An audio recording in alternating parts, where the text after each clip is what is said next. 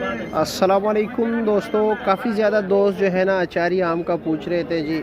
अभी इतना बेहतर क्वालिटी तो नहीं है, लेकिन चलो फिर भी बेहतर है, ना होने से बेहतर।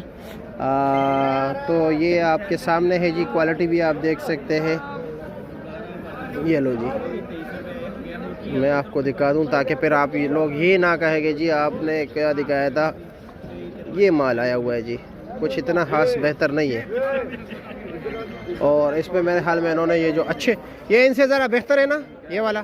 दोनों का रेट भी बता देता हूँ आप लोगों को। ये लो जी, ये दिखा देता हूँ। ये अभी तो बस सिर्फ ये लो जी, बस ठीक ही है। अभी शुरू हुआ है ना सीज़न, तो इंशाल्लाह बेहतर होगा। क्या रेट है इसका? ये लो जी, रेट क्या है शायद साहब इसका?